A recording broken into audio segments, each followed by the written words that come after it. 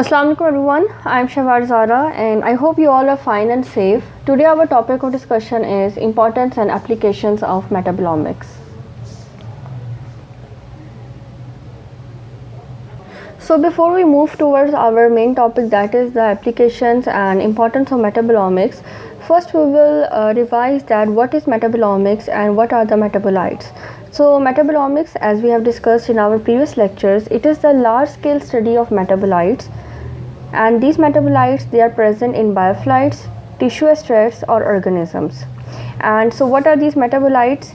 Metabolites are small biologically active molecules such as glucose, cholesterol, creatinine, hormones, lipids, etc. Now we will see that why is metabolomics important and why it is essential and necessary to study this metabolomics. So metabolomics, it basically provides valuable insight into the underlying processes of cells, diseases and in turn human health, because once you get to know about the underlying processes within the cells and diseases, you can ultimately diagnose different diseases, and in turn it will help you to improve the human health. Metabolites, they are the ultimate effectors of cellular machinery, and they represent the penultimate step in the progression from the genome to proteome to metabolome and to the phenotype. And you know all these terms: genome, proteome, metabolome and phenotype. We have discussed these terms in the previous lectures. So now the question arises that by studying the metabolomics, what a researcher can do. So by studying the metabolome, a researcher can measure the dynamics of the cell response to internal or external perturbations. Number 2, to build a better understanding of the underlying biology from the cell level to the organism level across all species. And such information, what it do is that it supports the identification of biomarkers and biological pathways that are active or dormant during stages, or you can say the states of disease or health. So this is how the metabolomics, it is important, and it helps the researcher to understand all the processes that are taking place within the cell and in turn the organism. Now we will discuss the applications of metabolomics in various fields. So the first application that we will be discussing is about the agriculture.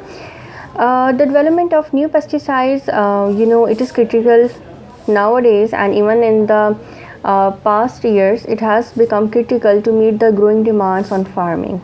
Metabolomics, what it do is that it enables us to improve genetically modified plants, that are your GMOs, and it helps us to estimate associated risks. And how this metabolomics do this is it allows us to get a glimpse of their complex biochemistry via informative snapshots that are required at different time points during plant development.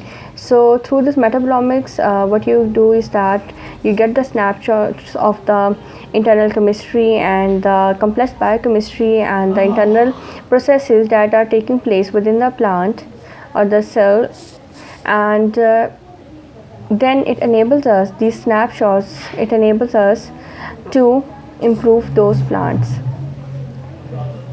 Plant metabolomics is particularly interesting because of the range and functions of primary and secondary metabolites in plants. And about 300 distinct metabolites, they could be routinely identified per sample a decade ago, and now it was the case a decade ago that 300 metabolites could be identified per sample. But now, as the techniques and the technologies are improving and advancing, the number is gradually increasing over time. So how this metabolomics is important in agriculture? Firstly, the thing is that in agriculture, metabolite content is related to developmental and differentiation process. So it helps you to understand the development and differentiation processes. Number 2, it helps you to understand the fruit maturation process. That means the metabolite content that is involved in the fruit maturation process. So this metabolomics, it helps you to understand those metabolites. Thirdly, it helps you to understand the resistance, metabolites that are involved in resistance to adverse environmental factors. Then in agriculture, this metabolite content is also related to stress related problems and the pathogen attack. So these were basically, you can say, the processes in which the metabolite content is related in the agriculture. The wide range of compounds in agriculture, it is analyzed through several analytical techniques, and some of which are specific to certain compounds, and these analytical techniques we have discussed in our previous lecture when we were discussing the methods to study the metabolomics.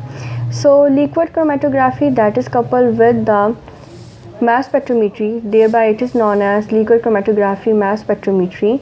It is a technique that can be used to analyze a wide range of compounds, and these compounds which could be analyzed through this liquid chromatography mass spectrometry are vitamins, that are hydrophilic and hydrophobic, coenzymes, phenylpropanoids, polyketides, terpenoids, amino acids, amines, lipids, carbohydrates, phenolic compounds, and alkaloids. Then you have a technique that is GCMS, and GCMS we have discussed, that is gas chromatography mass spectrometry. But through GCMS, fewer compound can be analyzed due to the type of compound that this technique can detect. Although by using derivatization reactions, the number of metabolites detected by this technique they could be increased. So with this technique, it is easy to analyze essential oils, number 1, and fatty acids, number 2. Along with these essential oils and the fatty acids, this technique also helps you to analyze terpenoids, alkaloids, monosaccharides, steroids, and other. So this is how these two techniques help you to identify the metabolites that are present within the plant. Then you have a third technique, that is the capillary electrophoresis. Capillary electrophoresis, what it do is that it helps in the detection of oligosaccharides, number 1, number 2, hydrophobic vitamins, number 3, coenzymes, number 4, prostatic groups, number 5, nitrogenous bases, nucleotides, and nucleosides. All these compounds and all these terms that I have said in, you know it very well, or what all these things are.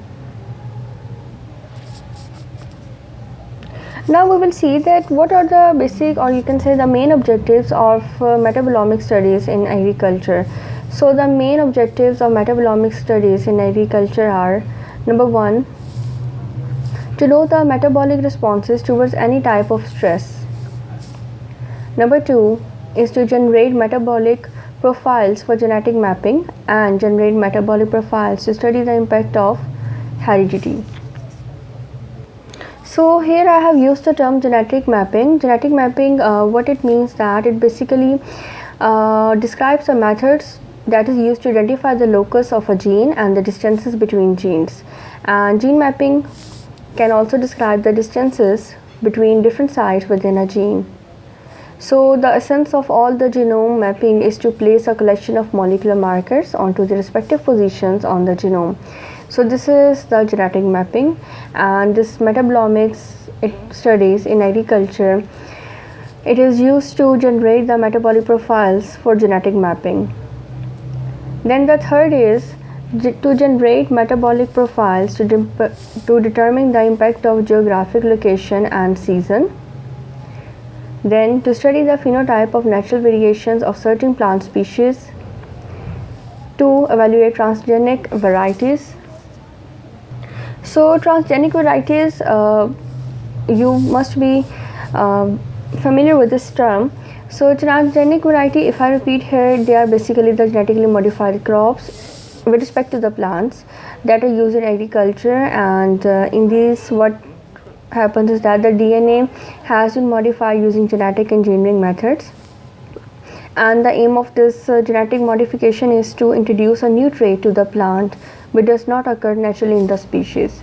So these are the transgenic plants, or you can say the transgenic varieties. Then the objective is to study metabolic variation of different cultivars and to carry out functional characterization that is related to the functional genomics. We have discussed this term functional genomics in our last lecture. Then the objective is to analyze metabolic changes during growth, development and differentiation.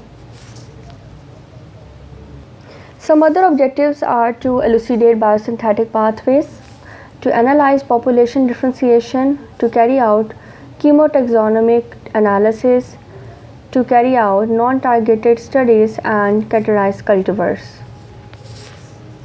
So these were the objectives of metabolomic studies in agriculture. So before we move forward, here I have used the term that in the objective that to carry out non-targeted studies. So here I want to discuss with you two terms, that is untargeted metabolomic studies and the targeted metabolomic studies. So we will see that what is the difference between the two. So the untargeted metabolomic studies, they basically aim primarily to identify new metabolic compound or changes that has not previously been associated with disease. We are discussing this term because these both terms will be used in the successive slides. So for the untargeted metabolic studies, what we do is that profiles of measurable metabolites, they are determined between different samples. Firstly, what they have afterward by this profiling, what happens is that this leads to detection of broad coverage of metabolites, but only relative quantification of metabolite levels in the sample.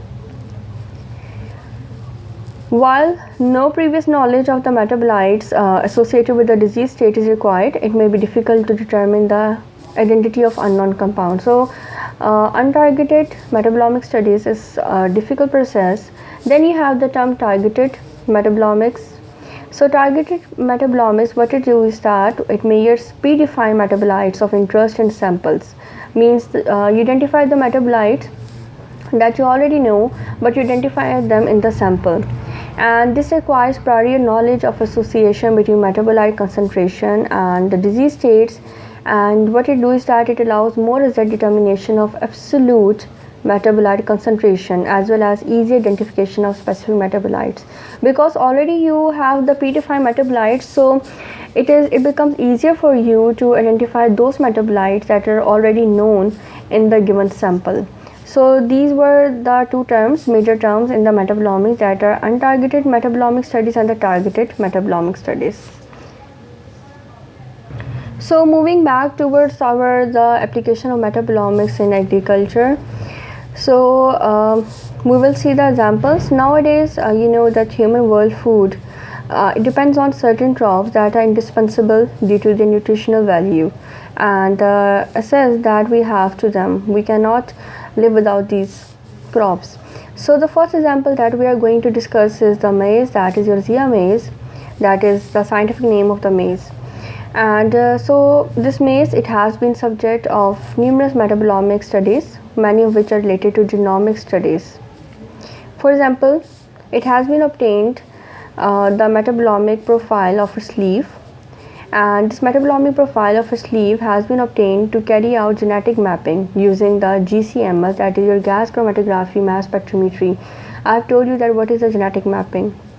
On the other hand, the genetic basis of metabolomic or the metabolic diversity in its grains, it has also been analyzed, and in the study of this analysis of the metabolic diversity in its grain, it involves 702 genotypes that were collected from different geographic zones and growing conditions. And in that study, when this study was conducted, 983 metabolites, they were quantified from this maize.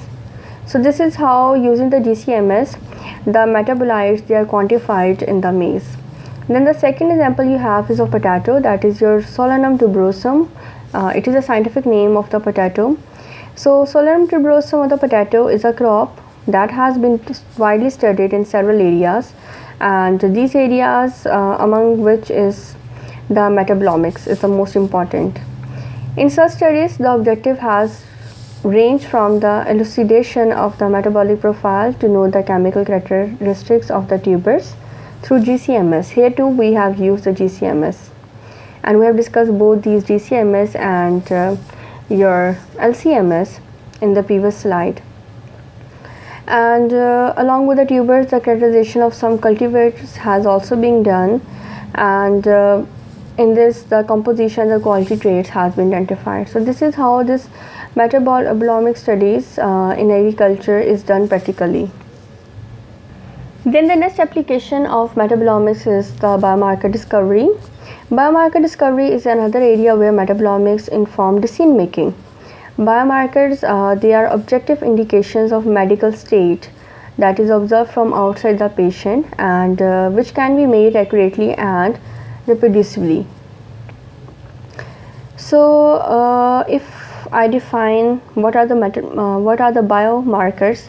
So in metabolomics, biomarkers are small molecules that are the metabolites. We have discussed the definition of metabolites in the starting slide, and these biomarkers, they can be used to distinguish two groups of samples, typically a disease and a control group.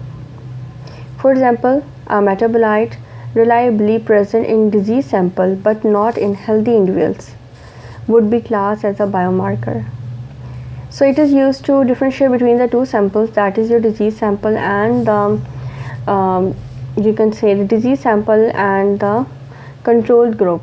So the metabolite that is present in the disease sample and not in the control group will tell you that this is an additional and this is the cause of the disease. Samples of urine, saliva, bile or seminal fluid, they contain highly informative metabolites, and as a result of this, they can be readily analyzed through metabolomics, fingerprinting or profiling for the purpose of biomarker discovery. Here a term has been used, that is metabolomics profiling. So metabolomic profiling, what is it? It is basically the measurement in biological system of the complement of lower molecular weight metabolites and their intermediates that reflect the dynamic response to genetic modification and physiological, pathophysiological or the developmental stimuli. So this is what actually the metabolomic profiling is, and this is how this metabolomics is used for the biomarker discovery. The next application of metabolomics is in predicting drug responses. So the first drug that we will be discussing here is aspirin. Aspirin, with its potent analgesic, antipyretic, anti-inflammatory and antiplatelet effect, is one of the most widely used drugs. You know it very well. Here the term analgesic is used, and it basically means a drug that is used to relieve the pain. Means in other terms, it is basically the painkiller. And another term that is used is antipyretic, and antipyretic is basically a drug used to prevent or reduce fever. So aspirin is used as a painkiller and as a drug to reduce the fever. So other than these, though aspirin has all these functions, however there are 25% of high risk patients who are aspirin resistant in terms of platelet reactivity and atherothrombotic events. And Jurgis Armstrong et al. And his the co-workers, they investigated the metabolic mechanism underlying aspirin resistance by correlating the pre-dose metabolic signatures with inter-individual variation after aspirin therapy in the Haggerty and phenotype intervention heart study. So what he do is that he basically, as we have discussed, that he basically compared the two patient with those that were not given the aspirin dose, and the patient was already given the aspirin dose. So they selected, what they do is that they selected 76 healthy volunteers, and out of these 76, 40 were good responders and 36 were poor responders with the criteria of change in collagen induced ex vivo platelet aggregation. And these volunteers, they were underwent 2 weeks of aspirin treatment, and their pre and post dose serum samples, they were profiled with GCMS, that is your gas chromatography mass spectrometry, and it was based on untargeted metabolomics. This term we have discussed previously, that in this you don't know, you don't have already the pre-identified the sample or the metabolite, so you are looking for an unknown metabolite.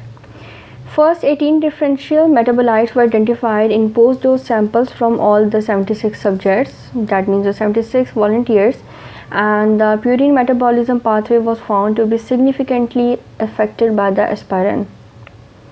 The metabolites in the purine metabolism pathway, they were compared with between good and poor responders at both pre and post dose of aspirin. It showed that inosine levels were elevated by aspirin in both good and poor responders, but the levels in post dose patients were higher in poor responders than in good responders. So here basically the difference in the level of the inosine has been observed. So what is this inosine? Inosine is basically a nucleoside that is formed when hypoxanthine is attached to a ribose ring via a beta and glycosidic bond, and inosine is commonly found in transfer RNAs, and it is essential for proper translation of the genetic code in Weibull base pairs. We have discussed this Weibull base pairs while we were discussing the Weibull hypothesis. Knowledge of inosine metabolism, it has led to advances in immunotherapy in recent decades. So it is basically the inosine, and in the research conducted, the level of inosine was found to be high in the poor responders, and while it was found to be low in the good responders. So this is how this metabolomics is useful in predicting drug responses. And this is how this metabolomics helped you to identify the response of a certain drug. And another hypertensive drugs, in the similar way, metabolomics has helped them help in understanding their function and how these drugs affect the patients. So that was your application of metabolomics in predicting drug responses. Now we will discuss the application of metabolomics to quantitative genetics. Natural variations, it provides a valuable resource to study the genetic regulation of quantitative traits, and since metabolite levels in plant tissues is also quantitative trait loci analysis of M traits is useful to enhance our understanding of the genetic architecture underlying naturally variable phenotypes with respect to the metabolism. So what is this quantitative trait loci? Quantitative trait locus is basically a region of DNA which is associated with a particular phenotypic trait, and it varies in degree, and it can be attributed to polygenic effects because it varies in degree.